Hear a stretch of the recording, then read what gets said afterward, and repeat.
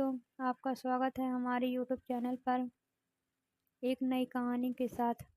कौन नारी पृथ्वी को पवित्र करती है।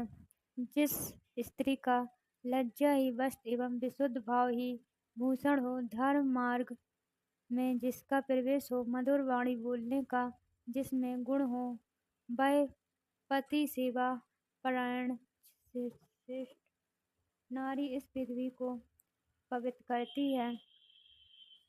जिस घर में सर्व सद्गुण संपन्न नारी सुखपूर्वक निवास करती है, उस घर में लक्ष्मी आवश्यक निवास करती है। हे वत्स, कोटि देवता भी उस घर को नहीं छोड़ते। लोग घर बार छोड़कर साधना करने के लिए साधु बनते हैं। घर में रहते हुए गृहस्थ धर्म निभाते हुए नारी ऐसी उग्र साधना कर सकती है कि अन्य साधुओं की साधना उसके सामने फीकी पड़ जाती है। ऐसी देवियों के पास एक पतिव्रता धर्म ही ऐसा आमोद शास्त्र है जिसके सम्मुख बड़े बड़े वीरों के शास्त्र भी कुंडित हो जाते हैं। पतिव्रता स्त्री अनायास ही योगियों के समान सिद्धि प्राप्त कर लेती है, इसमें किंचित मानवीय संदेह नहीं है। सती अनसुआ ने ब्रह्मा, विष्णु और शंकर इन तीनों देवों को अपने पतिव्रत धर्म के बल से 6-6 महीने के दूध पीते बच्चे बना दिए थे। सती सरणी ने सूर्य की गति को रोक दिया था। सती सावित्री ने अपने परमा के प्राण यमराज से वापस प्राप्त किए थे। एक ही जन्म में एक पतिनिष्ठ रहती है, वह पतिव्रता है। सत संकल्प से अन्य जन्मों में भी उसी पति को प्राप्त करती है, वह सती है। यही फासला साधु और संत के बीच में है। साधु की मेहनत जारी है, संत की सब मेहनत पूरी हो गई है। जैसे सती में पति से ज्यादा समर्थ आ जाता है, वैसे संत में इष्ट से भी ज्यादा आ जाता है। सती साध्वी नारी अपने पतिव्रता के प्रभाव से पापी पुरुषों की पाप भावनाओं को नष्ट कर सकती है। रावण के साम्राज्य में अकेली सीता माता ने अपना संरक्षण इसी बल पर किया था। ऐसी पतिव्रता साध्वी भक्ति योगिनी एवं अत्यमिकता में जागी हुई व्रतनिष्ठ महान नारियां इस पृथ्वी को पवित्र करती हैं। पृथ्वी पर जितने तीर्थ हैं, वे सभी साध्वी नारियों में भी निवास करती हैं। देवताओं और मुनियों को तेज सती स्त्रियों में स्वभावता ही रहता है। वृषि कर्दम और देवी देवहूति की पुत्री अनसुरा भारतवर्ष की एक अद्वितीय सती साध्वी नारी थी। उनके चरित्र में स्वाभाविक रूप से ही सत्य, धर्म, शील, सदाचार, विनय, लज्जा, क्षमा, सहिष्णुता तथा तपस्या आदि सद्गुण विकसित थे। ब्रह्मा जी के मानस पुत्र परम तपस्वी महेश्वरी को इन्होंने पति रूप में प्राप्त किया था। पतिव्रता तो वे थी, पावन प्रेम भरी सतत सेवा से पति को हृदय जीत लिया था। तपस्या में खूब आगे बढ़ चुकी थी, फिर भी पति की सेवा को ही नारी के लिए परम कल्याण का साधन मानती थी। एक बार भगत लक्ष्मी जी, सती जी और ब्राह्मण जी को अपने पतिव्रत को बड़ा अभिमान आ गया। भगवान को सब सह लेते हैं, किंतु अपने भक्तों का अहंकार हरगिज नहीं सहते। भगवान परम करुणामय हैं, पर अहंकार जीव को भगवान से दूर ले जाता है। अहंकार ही तो जीव और शिव के बीच दीवार बनकर खड़ा है। फिर तो लोकप्रिय नंदर जी को इस तीनों जगवंदिनियों देवियों के गर्भ को निर्मित मन में प्रेरणा मिल गई। प्रथम वे पहुँचे लक्ष्मी जी के पास। उनको देखकर लक्ष्मी जी ने समाचार पूछा तो नारद जी ने कहा, माता जी क्या बताऊं, मेरा जीवन कृतक हो गया। चित्रकूट की और महर्षि अत्रि के आश्रम में उनकी पतिव्रता पत्नी भगवती अनसुआ के पावन दर्शन करने का अवसर मिला। संसार में उनके समान पतिव्रता अन्य कोई भी नहीं है।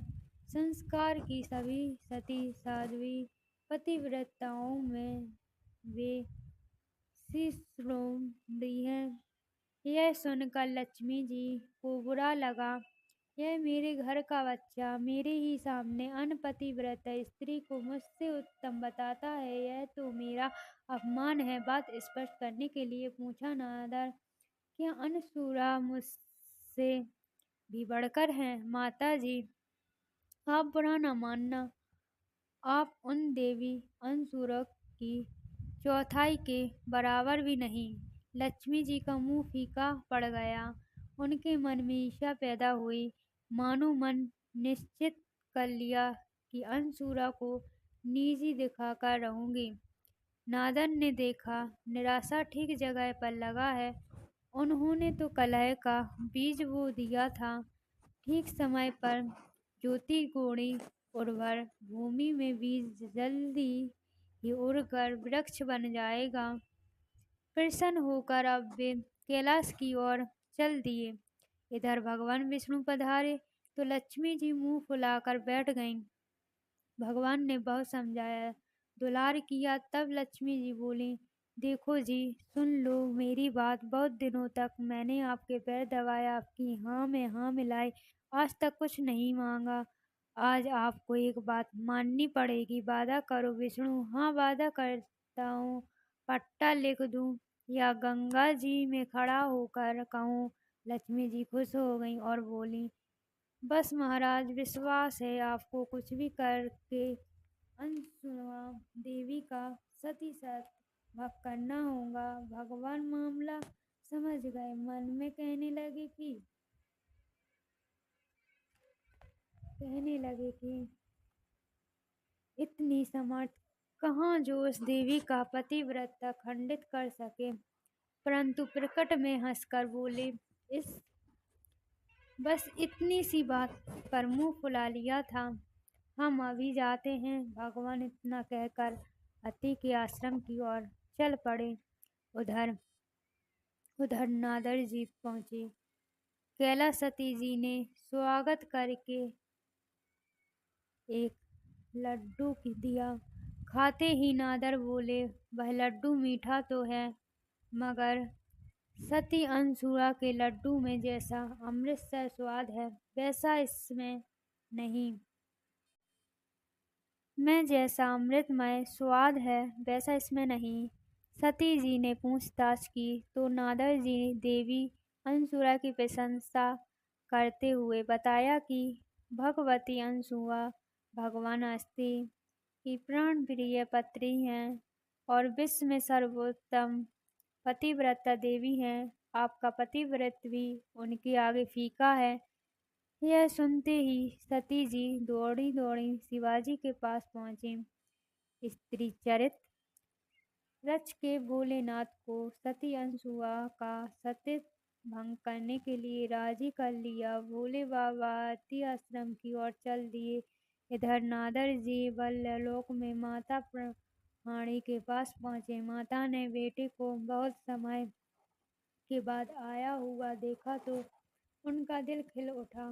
फिर बातचीत के सिलसिले में नारद जी ने बताया, माता जी, मर्त्यलोक में एक बड़ी अद्भुत बात देखी। क्या बताऊं, अति पत्नी स्तुति करते हैं, उनसे बढ़कर संसार में कोई पतिव्रता नहीं है। प्राणी, क्या मुझसे भी बढ़कर पतिव्रता है? नारद, अपनी माँ तो माँ ही है, सर्वश्रेष्ठ से ही। किंतु ऋषि मुनि लोग यही बात कर रहे हैं कि आज अनसुआ से बढ़कर कोई अनपतिव्रता नहीं है। बात बन गई। ब्रह्मा जी तुरंत सभा में ब्रह्मा जी को बुलवाया और एन कैन प्रकारण देवी अनसुआ को पतिव्रता धर्म से च्युत करने जी को बद्ध किया। ब्रह्मा जी तो समझते ही थे कि जो दूसरों के लिए खाई खोदता है उसके लिए कुआं खोदा खुदाया तैयार रहता है। वे अति आश्रम की ओर चल पड़े। भगवती मंदाकिनी के तट पर तीनों देव महामूर्ति अति के आश्रम में पहुंचे। परस्पर अभिवादन किया। सभी ने अपने आने का कारण बताया, आपस में सलाह की और तीनों साधु का वेश बनाकर सती अनसुआ के पतिव्रत की परीक्षा करने चले। अति रूप में दिए मुनियों को आते देखकर देवी अनसुआ ने उनका स्वागत सत्कार किया। अर्धपाद अचरणीय देखकर कंदमूल फलादि भेंट किए, किंतु मुनियों ने इस अतिथि का स्वीकार नहीं किया। देवी के पूछने पर मुनियों ने कहा, आप हमें एक वचन दें तो आपकी पूजा ग्रहण करेंगे।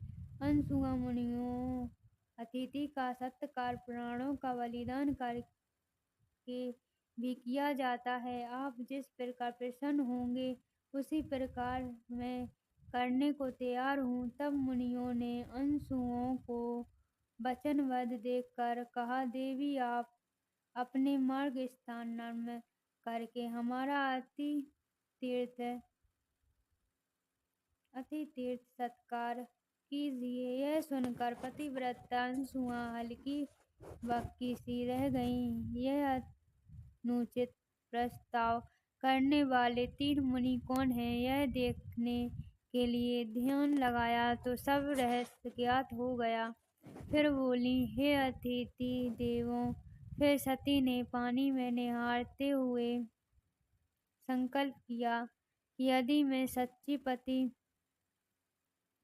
पतिव्रता हूँ, मैंने कभी भूल से भी स्वप्न में भी काम भाव से परस पुरुष का चिंतन न किया हो, तो आप तीनों 6-6 महीनों के बच्चे बन जाएं। ऐसा संभव करने वह पानी तीनों मुनियों पर छिड़क दिया। तीनों के तीनों 6-6 महीनों के दूध पीते बच्चे बनकर पालने में ऊंचा ऊंचा करने लगे। इतने में ही महामुनि अति भी आ गए। पूछा, देवी देवस्वरूप परम सुंदर मनोहर तीनों बच्चे किस भाग्यशाली अनसुआ भगवान से आपके ही मुनि सब रहस्य समझ गए। तीनों देवता बच्चे बनकर वहां रहने लगे। माता अनसुआ उन्हें खिलाती पिलाती, पुचकारती, पालने में सुलाती। उधर तीनों देवियों अपने देवस्यों को तापता पाकर चिंतन हो उठी। अपने भर्ताओं को ढूंढने के लिए घर से निकल पड़ी। अकस्मात चित्रकूट में इकट्ठी हो गईं। परस्पर वाणी विनिमय करने से पता चला कि यह सब नारद जी की कारस्तानी थी। इतने में नारद जी भी नारायण नारायण करने उनके पास पहुँचे और तीनों देवों का हाल बताते हुए कहा, माताएं देखो, वहाँ भगवती अनसुआ का आश्रम है। वहाँ तीनों देव 6-6 महीने के बच्चे बनकर उनकी गोद में बैठकर स्तनपान कर रहे हैं। अब उनकी आशा छोड़ो। आप उस आश्रम में पैर रखोगी तो सती अनसुआ आपको पल भर में भस्म कर देंगी। उन तीनों देवों की चिंता आप छोड़ो। 15-20 वर्ष में वे बड़े होंगे, तब माता उनका फिर से कहीं विवाह कर देंगी। अब आप सब बरस समाचार माला लेकर भजन करो, दूसरा कोई उपाय नहीं है। अनसुआ के समान संसार में दूसरी कोई सती नहीं है। अब समझी कि नहीं? तीनों ने पश्चात भर स्वर ने कहा, भैया तू जीता, हम सब हारे। हमने अपने किए का फल पा लिया। हमने अच्छा सबक सीखा कि कभी किसी गुणवान के प्रति अनसुआ ईर्ष्या नहीं करनी चाहिए। दूसरों से ईर्ष्या करना बड़ा पाप है। नारद जी ने कहा, अब आए ठिकाने पर। पश्चाताप से सब पाप धुल जाते हैं। एक उपाय है, तुम जाकर सती शिरोमणि अनसुआ माता के पैर पकड़ो, तभी कल्याण होगा। तीनों अनसुआ के पास गईं, पैर पकड़े और अपने पति जैसे पहले थे वैसे बनाकर लौटाने के लिए प्रार्थना की।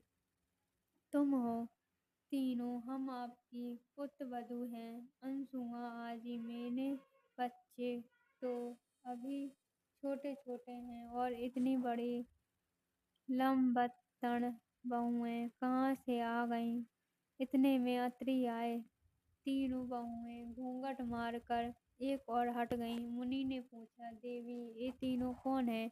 अनसुआ, भगवान ये आपकी पुत्रवधूएं हैं। मुनि, देवी तुम कमाल के खेल चढ़ती हो, अभी तो पुत्र बना लिया और वे 6 महीने के नहीं हुए कि पुत्रवधूएं भी आ गईं।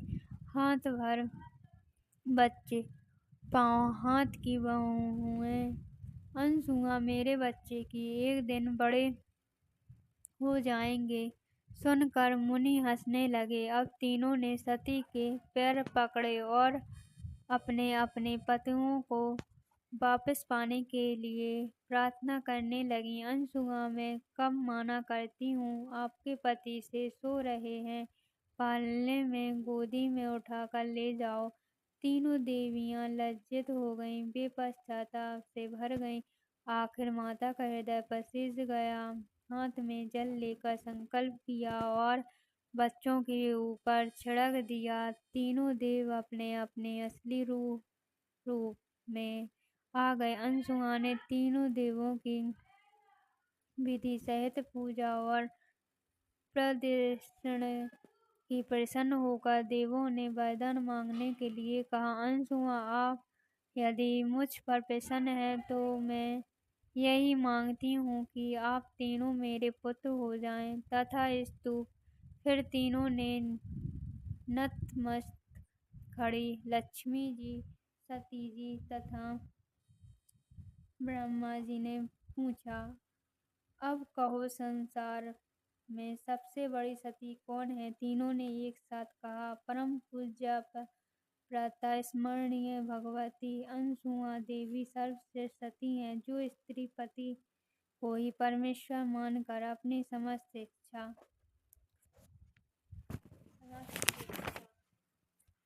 की इच्छा में विलीन कर देती हैं।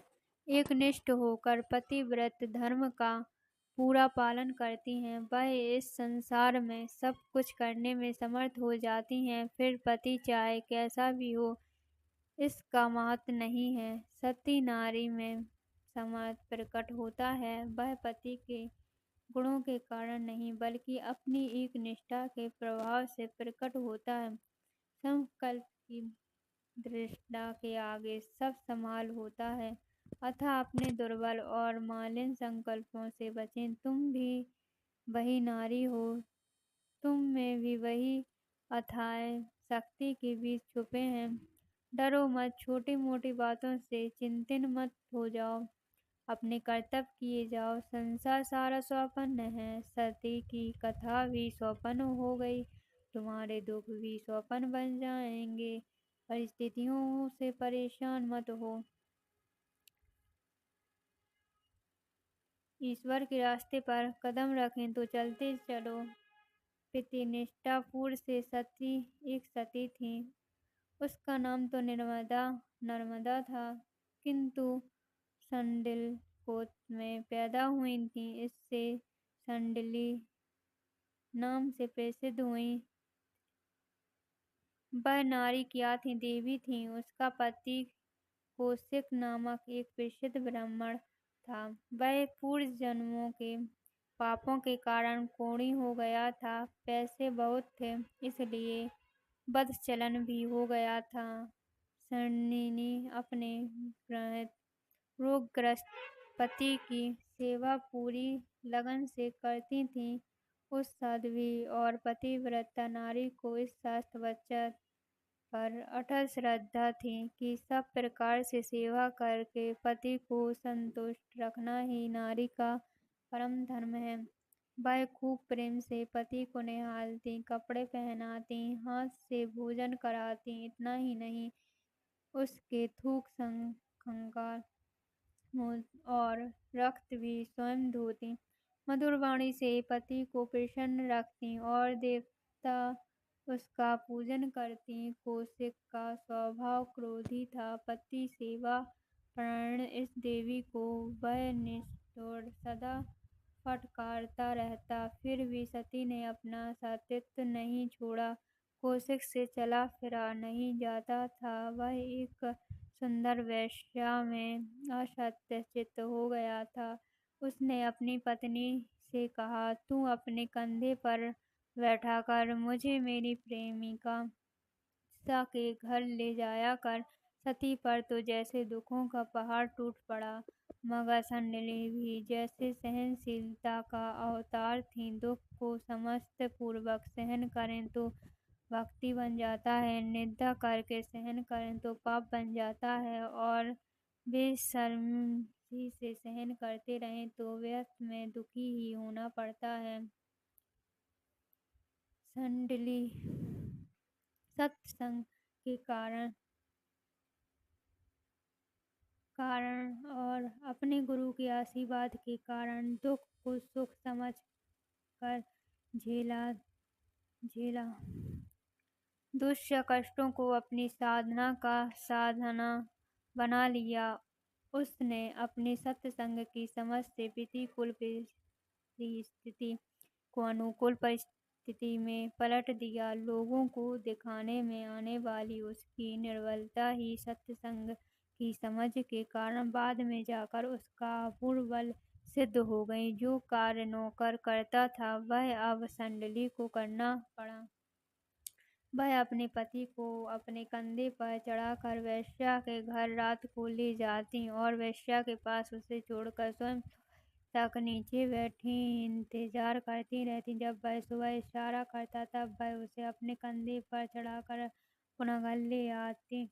एक ऋषि पुत्र था। योगी महापुरुषों के संपर्क में रहकर आसन प्राणायाम और ध्यान की कला सीखकर वह योग साधना करने लगा। वह नित्य बड़े सवेरे उठता और अपनी योग साधना में लग जाता। धीरे धीरे वह लड़का बड़ा योगी बन गया। बचपन में वह बड़ा चंचल था। एक बार गंगा तट पर अपनी नादानी में वह दुर्वासा ऋषि को अपमान कर बैठा। दुर्वासा ऋषि अपनी मूंछ में विष बनाकर ब्राह्मण कर रहे थे। लड़के ने नादानी में सरणी का पापी पति अब उसके अपने से दूर करना नहीं चाहता था। आज उसे पहली बार अपनी पत्नी की महानता का बोध हुआ, परंतु महान बनने तक कितनी घाटियाँ पार करनी पड़ती हैं, कितने कष्ट सहन करने पड़ते हैं, यह वह क्या जाने। अनसुआ ने कहा, बेटी तू सूर्य को छोड़ दे, नहीं तो यह सब लोक लोकांतर का सृष्टिक्रम असत्य हो जाएगा। सरणी बोली, हे माता, मैं सूर्य को उदय होने दूँ, यह आप सब की बात ठीक है, मगर उस सूर्य के उदय होते ही मेरे घर का सूर्य सदा के लिए असत्य हो जाएगा, मेरा सूर्य डूब जाएगा। अनसुआ बोली, उसकी तू फिक्र मत कर, मैं तेरे पति को अपने सतीत्व के प्रभाव से एवं योग बल से पुनः जिंदा कर दूंगी। तू सूर्य उदय न होने का अपना संकल्प लौटा लिया।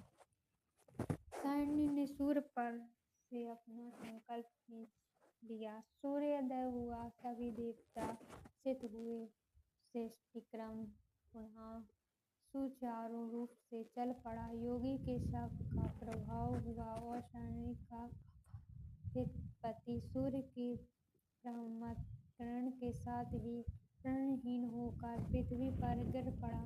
अंशुमा बोली, कल्याणी तुम डरना नहीं, पति की सेवा से मुझे जो समर्थ मिला है उससे मैं तुम्हारा कार्य संपन्न कर देती हूँ। अंशुमा के सती योग बल के प्रभाव से कौशिक ब्राह्मण का शरीर वापस में देह में आ गया। वह जैसे नींद में से जागा हो करवट लेकर उठ खड़ा हुआ। उसे नव जीवन मिला। उसका पूर्ण कुरूपता और अपाहिजता नष्ट हुई। वह पहले से भी अब अधिक सुंदर देह वाला बन गया था। नतमस्तक होकर वह सारणी से कहने लगा, हे देवी, मैंने तुम्हें पहचाना नहीं था। मैंने तुम्हें बहुत कष्ट दिए हैं, मुझे माफ कर दो। सारणी, नहीं पतिदेव, ऐसा मत कहो। यह सब आपकी एक निष्ठा से की हुई सेवा का प्रभाव है। धर्म पालन में अपनी निष्ठा बनाए रखने में जो सहन करता है उसमें शक्ति आती है। हम लोग छोटी छोटी बातों में उलझकर अशांत हो जाते हैं। अशांत चित्त में सुख शांति और समानता कहाँ चंचल और अशांत हृदय महान तत्व को कैसे धारण कर सकेगा। सती सारणी ने पति की सेवा करते हुए कितना सहा। पति को कंधों पर बिठाकर वेश्या के घर पहुंचाना पड़ा, फिर भी अपने पतिव्रत धर्म से च्युत होने का नाम नहीं। धन्य है पृथ्वी को पावन करने वाली समता में स्थित समत्योग की पूर्वमंत्र ऐसी देवियाँ। महर्षि याज्ञवल्क्य की दो स्त्रियाँ थीं, मैत्रेयी और कात्यायनी। मैत्रेयी ज्येष्ठ थी और कात्यायनी छोटी। मैत्रेयी संसार से उपराम और ब्रह्मतत्व जिज्ञासु थी, जबकि कात्यायनी की बुद्धि साधारण सांसारिक स्त्री जैसी थी। महर्षि याज्ञवल्क्य ने अपनी दोनों पत्नियों को एक दिन बुलाया और कहा, अब मेरा विचार संन्यास लेने का है, इसलिए संपत्ति बांट देना चाहता हूँ, जिससे बाद में परस्पर विवाद न हो। सती ने कहा, भगवान, यदि संपूर्ण ऐसा सारी पृथ्वी भी मेरे अधिकार में आ जाए तो क्या उससे मैं किसी प्रकार अमर हो सकती हूँ? क्या मैं अमरता को प्राप्त हो सकती हूँ?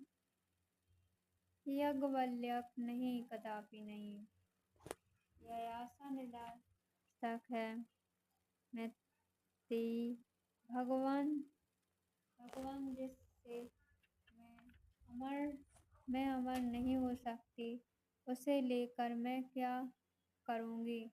आप ऐसी कोई चीज़ अवश्य जानते हैं जिसके आगे यह सारा धन और ऐश्वर्य चूतित है, इसलिए इसको आप छोड़कर चले जा रहे हो। मैं भी उसी को जानना चाहती हूँ।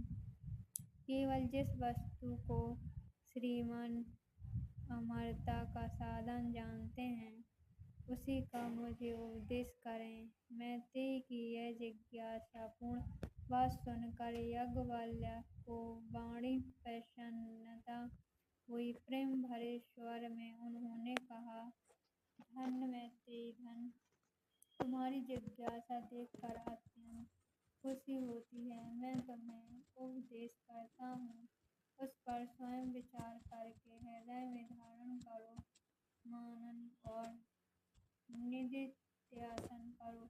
पति को पत्नी और पत्नी को पति क्यों प्रिय है, इस रहस्य पर कभी विचार किया है? हे मैत्रेयी, पति को पति प्रिय है, इस रहस्य पर कभी विचार किया है?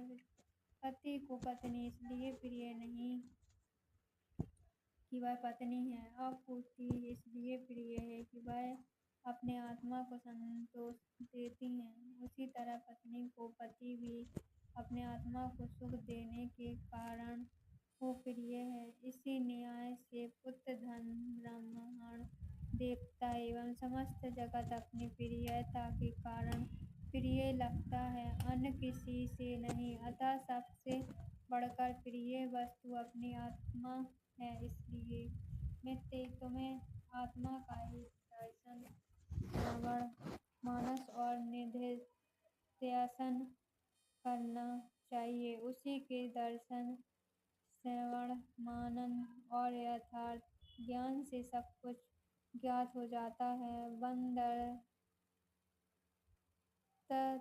तदंतर, महर्षि याज्ञवल्क्य ने भिन्न भिन्न अनेक युक्तियों से मैत्रेयी को ब्रह्मज्ञान का उपदेश दिया और कहा, हे मैत्रेयी, तुम समझ लो, यही अमृत तत्व है। यूँ कहकर याज्ञवल्क्य सन्यासी हो गए। मैत्रेयी यह अमृतमय उपदेश पाकर कृतार्थ हो गई। यही यथार्थ ज्ञान है जिसे मैत्रेयी ने आत्मसात किया। इस आत्मज्ञान की प्यास अपने आप को जानने की प्यास जिस नारी में है, वह नारी होते हुए भी नारायणी है। वह सतियों में श्रेष्ठ है। सती तो भी कुंड जाएगी, लेकिन ब्रह्मवादिनी नारी अनंत प्राण अपने में ही पा लेंगी। लज्जा नारी का भूषण, संतोषहीन ब्राह्मण, संतोषी राजा, लज्जवंती वेश्या और लज्जाहीन कुलबंधु का नाश निश्चित है। नारी के पास सबसे मूल्यवान संपत्ति है उसका सतीत्व। इस सतीत्व की रक्षा ही नारी की शक्ति रक्षा है। इसलिए वह ब्रह्म व्यवहार, प्रीति, प्रवृत्तियाँ छोड़कर घर की रानी बनी रहती हैं।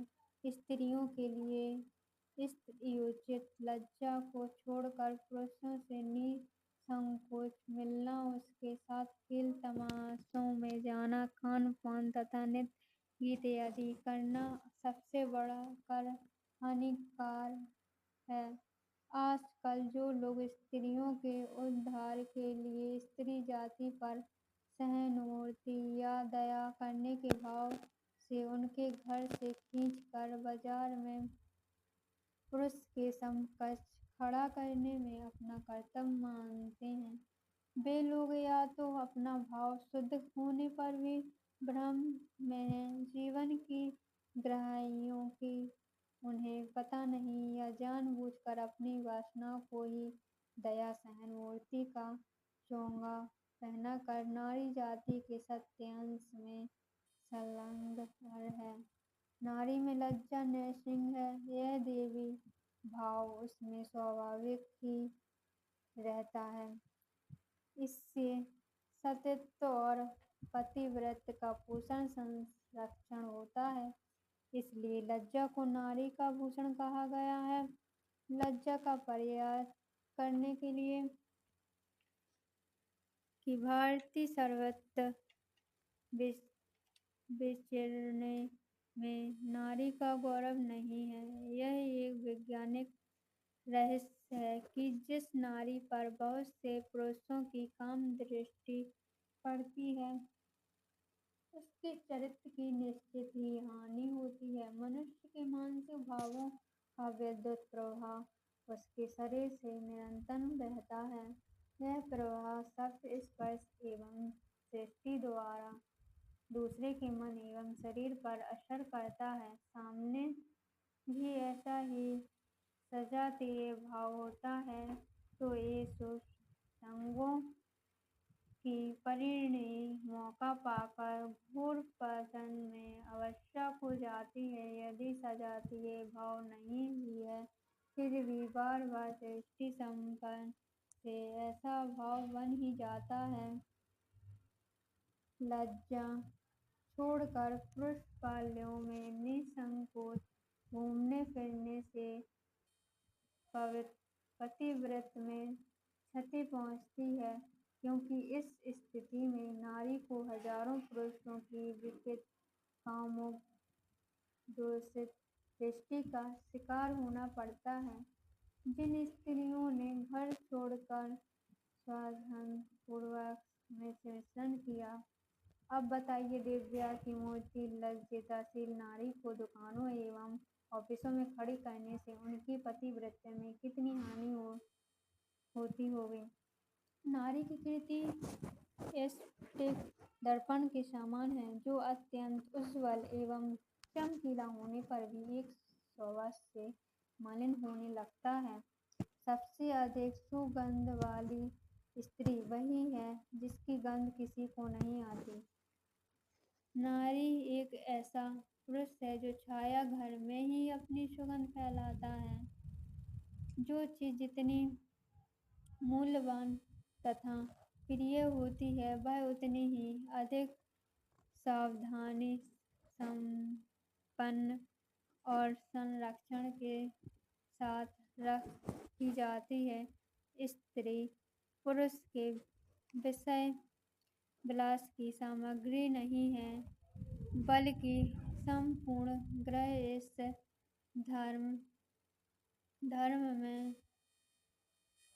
धर्म में विपरीत स्त्रियों की दृष्टि पुरुषों पर न पड़े, इसलिए स्त्रियों के लिए बाजारों में पुरुषों में घूमकर घर में रहने का विधान है।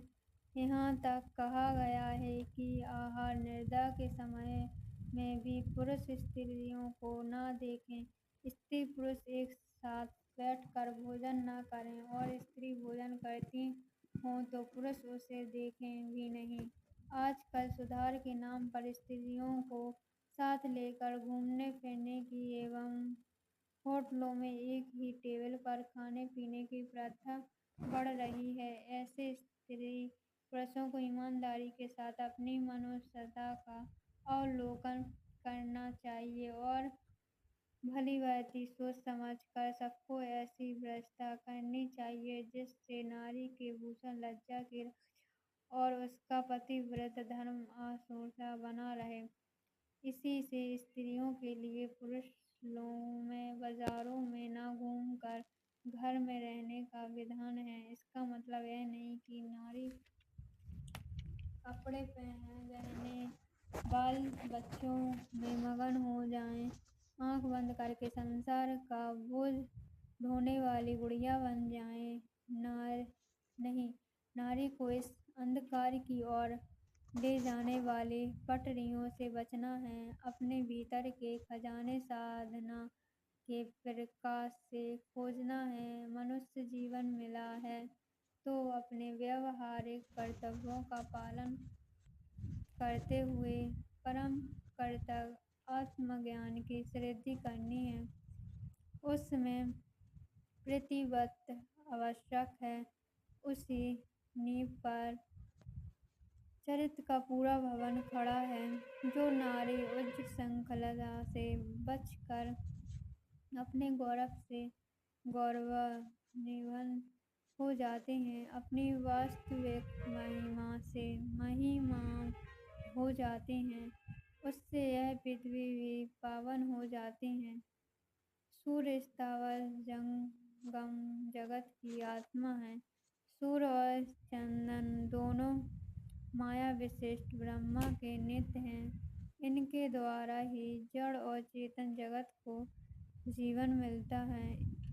स्त्री अपने परिष्कृत तत्व द्वारा इस जीवन को प्राप्त करती हैं और पुरुष अपने अपूर्णता द्वारा सूर्य की लगभग 1000 रश्मियाँ हैं, जिनके गुण और प्रभाव प्रत्येक है। पुरुष का तत्व सूर्य की पहली दूसरी किरण को अधिक आकर्षित करता है और स्त्री का तत्व सूर्य की तीसरी किरण को खींचता है। सूर्य की तीसरी किरण में तमोगुण की अधिकता है। स्त्रियों के परिष्कृत केंद्र में भी तमोगुण के अंश अधिक हैं, क्योंकि वे माया की अधिक शक्ति है। तमोगुण का अधिक स्थान होने के कारण तथा तमोगुण का आकर्षण करने के कारण स्त्रियों में श्रद्धा विश्वास की अधिकता होती है। या तो सत्वगुण में श्रद्धा विश्वास की मात्रा अधिक होती है, क्योंकि सत्वगुणी जीव ज्ञानानुभूति होते हैं, अतः तमोगुणी जीवों में श्रद्धा विश्वास की प्रधानता होती है, क्योंकि तमोगुण में समाधान के लिए अवकाश नहीं रहता। स्थितियों में तमोगुण की मात्रा के कारण उनमें श्रद्धा विश्वास की भावना प्रबल होती है, इसलिए पुरुष की अपेक्षा स्त्रियों को बहकाना या फुसलाना अधिक सरल माना जाता है। इसी श्रद्धा विश्वास की भावनाओं के बल पर गोपियाँ एवं मीरा की प्रेम साधना ने चरम आध्यात्मिक उत्कर्ष साधा है, तो दूसरी ओर नारी की इसी भावना का लाभ उठाकर दुराचार्य ने भोगियों ने साहेबों ने नारियों को पथभ्रष्ट करके अपनी नारकीय वासनाओं की तृप्ति का साधन बनाया है। भोली भांति नारियां को पुरुषों के प्रति असावधानी के कारण अपना सर्वस्व खो बैठती हैं, अतः भारतीय शास्त्रकारों ने नारी को निरंतर रक्षा करने का परामर्श दिया है। जब कन्या हो तब पिता द्वारा बस रणनीय है, विवाह होने पर पति द्वारा रणनीय है और वृद्धा होने पर पुत्र द्वारा रणनीय है। नारियों को उचित है कि वे अपनी इस प्रकृतिदत्त श्रद्धा विश्वास रूपी संपत्ति को दुराचारी पाखंडी दूतों से बचाएं। नौकरी ऑफिस में प्रमोशन के बल में आकर काम बेकार की शिकार न बने। दूतों से बचाएं। नौकरी ऑफिस में प्रमोशन के आकर काम बेकार की शिकार न बने। अपने श्रद्धा विश्वास को सच्चे आत्मिक क्षेत्र में लगाकर अपने जीवन को धन कृतज्ञ बनाएं। व्यवहारिक क्षेत्र में स्त्री पुरुष के बीच संपर्क केवल आवश्यकता के मुताबिक ही होना चाहिए। साधारण स्तर पर स्त्री के लिए पुरुष के शरीर को और पुरुष के लिए स्त्री के शरीर को स्पर्श करना बिल्कुल जोखिम है। विजातीय स्पर्श में हमेशा विकार की संभावना बनी ही रहती है।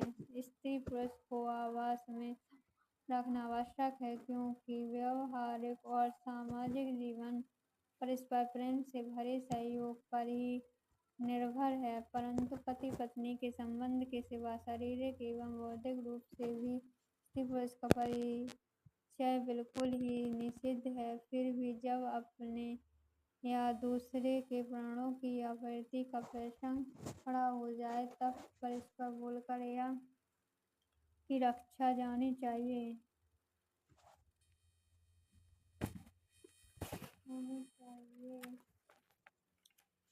स्त्री पुरुष के मिलन को निरंतर मिलन एवं दोषपूर्ण कहते हैं। नारी घृत के घड़े के समान है और पुरुष जलती हुई आग के समान।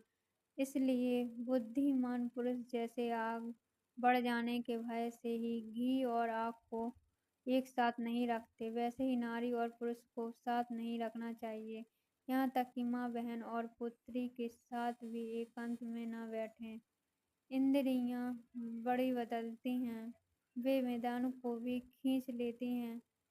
माँ द्वारसा देवी कहती हैं, एक बार जो उधर न गुजरा वह यदि दूसरी स्त्री के उदर में जाए, मुक्त न होकर दूसरा जन्म ले, तो मेरे गर्भ धारण को धिक्कार है। अपने पुत्रों को जब पालने में सुलाती थीं, तब उनको आध्यात्मिक ज्ञान की लोरियां सुनाती थीं, जैसे हे पुत्र, हे शुद्ध बुद्ध हैं, निरंजन हैं, संसार की माया से राहत है, यह संसार स्वप्न मात्र है, उठ जाग, मोह निंदा को त्याग कर तू सच्चिदानंद आत्मा है। इस आर्य महिला ने, आदर्श माता ने अपने सभी पुत्रों को आत्मज्ञान से संपन्न बनाकर संसार सागर से पार कर दिया। महिला बनो तो ऐसी बनो, बच्चों को आत्मज्ञान की लोरियां दो, घर में भी आत्मज्ञान की चर्चा करो, सुख दुख आए तो आत्मज्ञान की निहारो। इस संसार को कभी प्रभावित मत हो। अपने परमात्मा भारतीय समाज में नारी एक विशिष्ट एवं गौरवपूर्ण स्थान को उपलब्ध है। आर्य पुरुष ने उसको सदा अपनी अर्धांगिनी माना है। व्यवहार में पुरुष मर्यादा से नारी मर्यादा सदा ही ऊंची है। जिस कुल में स्त्रियों का आदर है, वहाँ देवता प्रसन्न रहते हैं, और जहाँ ऐसा नहीं है, वहाँ सब क्रियाएं निष्फल होती हैं।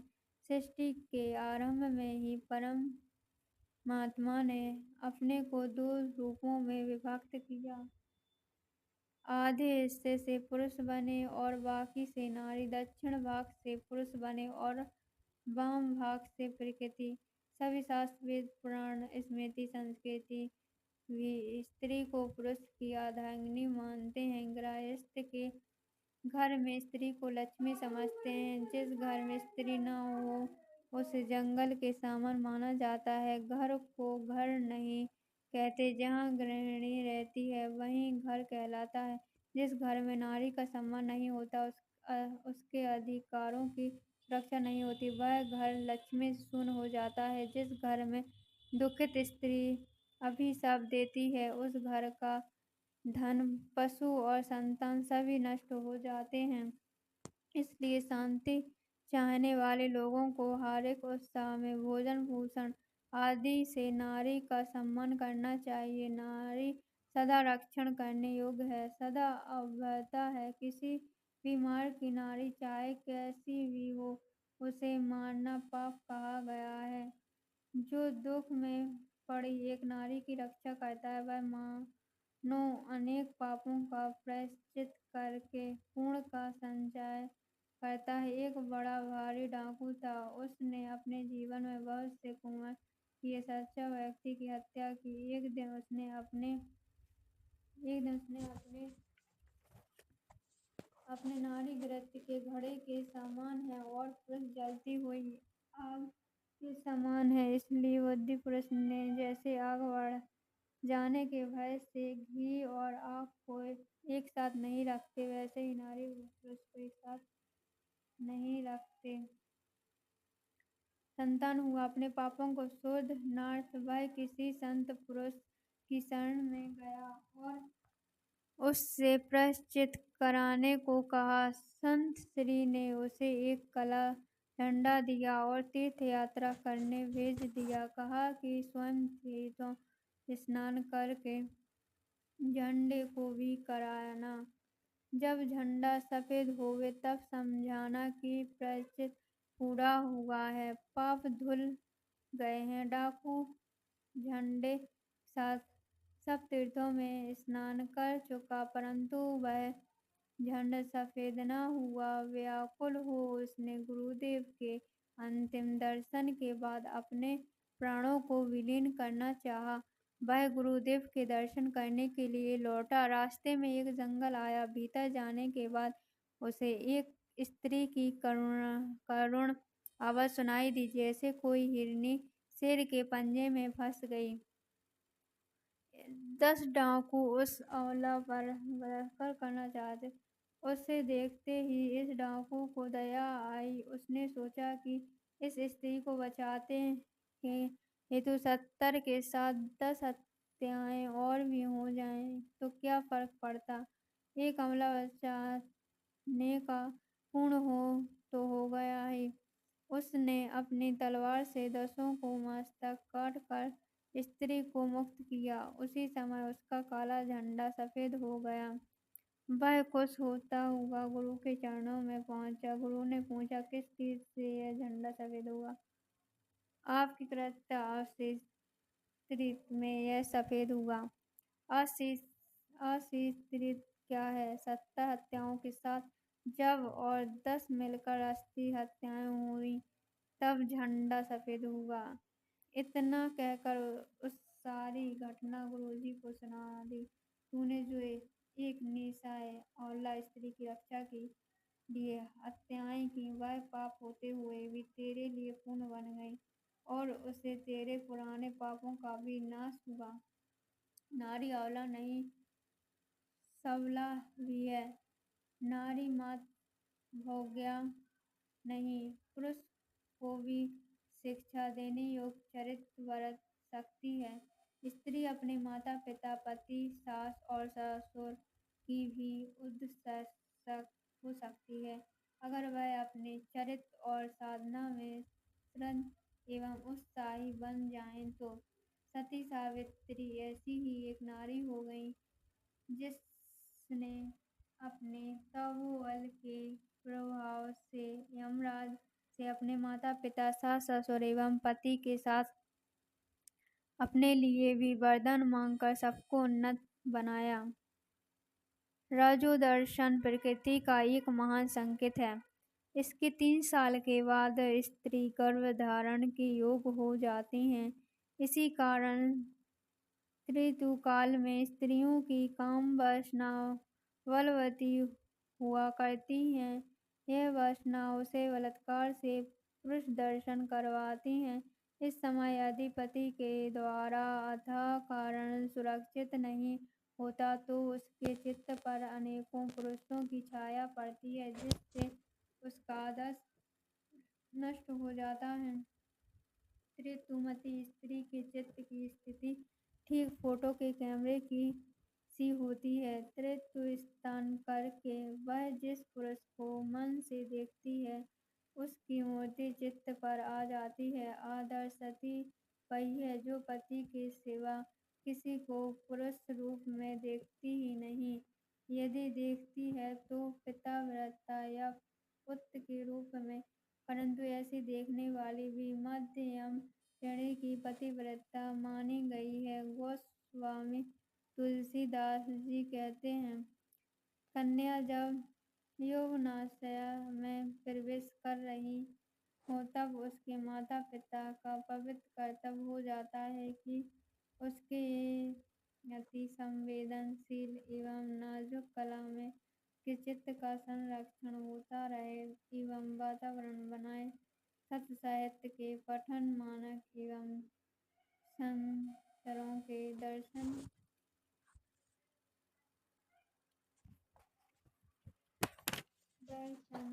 स्वाभाविक ढंग से उत्तम प्रकार से संपन्न हो जाता है। 99 साल के बाद बच्ची का जीवन सरल होना चाहिए। सती साध्वी नदियों के जीवन की कथाएं उसे पढ़नी चाहिए। लड़कों के साथ ज्यादा संपर्क न रहे, क्योंकि स्त्री इस काल से ही पुरुषों से आकर्षित होने लगती हैं। किसी से भी आकर्षित होने से शक्ति बिखर जाती है। अशक्ति के रूप में होते हुए भी जब शक्ति कसरत कर बढ़ती हैं तब अबला होकर ठोकरें खाती हैं। स्त्रियों ने जगदम्बा के रूप में बाला की पूजा की है।